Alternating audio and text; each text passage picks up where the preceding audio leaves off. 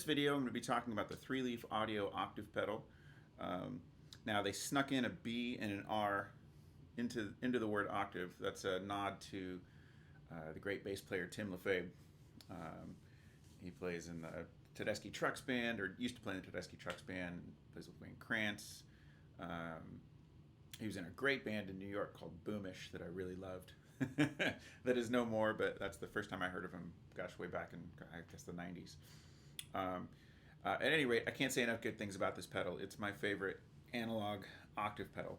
So the circuit basically mimics the old OC2. So if you click on this left pedal, or sorry, left button, it's an OC2. Now it's an OC2 minus the second sub octave, which personally I find that when I use the OC2, I find that octave to be kind of unusable. It's nice to feather in, but it just kind of muddies up the sound. So not my taste, so I don't really miss it. If you really like that super sub sound, then get an OC2. But if you don't mind it, this is a great pedal. So check it out. So just the sound, you'll recognize the OC2 sound right away.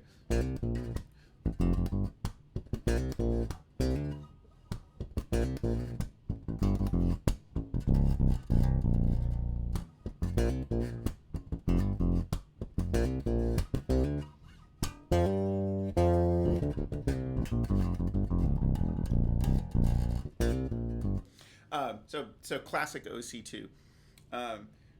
As I've said in some of my other videos about octave pedals, I find if you're in the low register with an analog pedal, or analog pedal, say that fast 5 times, it gets really muddy down here. So I'm down on a G on the E string. You can hear it kind of like bottoming out. If you just roll this back about that much, so from noon to about 10 o'clock or so, it gets much cleaner in the low register, as you'll hear.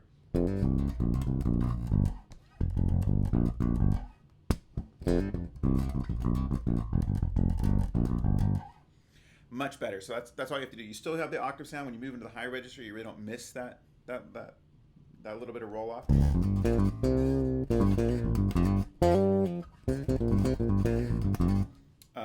But it just makes the pedal track a lot better. Sounds cleaner, sounds tighter, especially to my ear. So you have to make your own decision. But that's my advice with this pedal.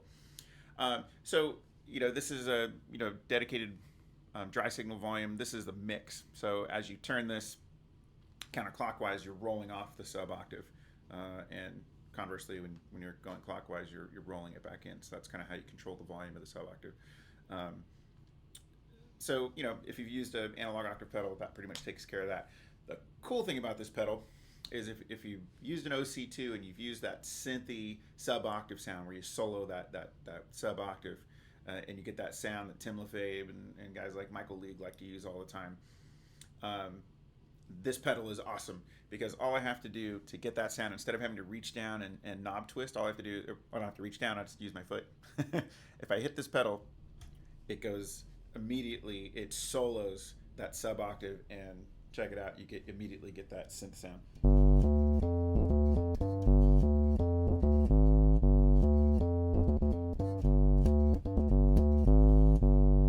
Which is so cool. It's so easy to go back and forth. On a lot of tunes, like fusion tunes, I don't always want the synth sound, but I want to have it available, but I don't want to have to go down a knob turn or have multiple OC2s on my board with different settings so that I can just click on the one I want. So this is great. Couple of features that this pedal has that the other one didn't. One is this tone control. So I'm at 12 o'clock here. If I roll the tone over, it changes the tone pretty dramatically. I get this real bassy tone. If I go to the other end of the spectrum, now I get a much more centered attack and more of a synthy sound.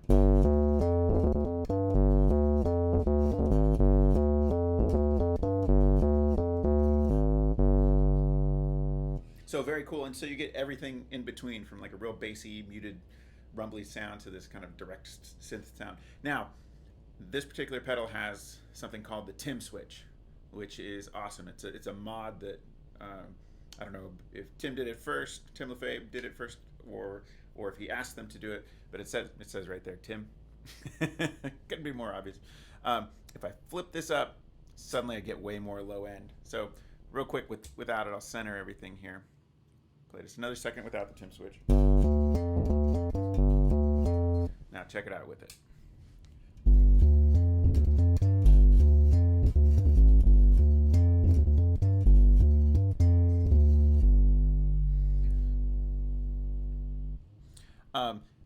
That's the booty shaking switch.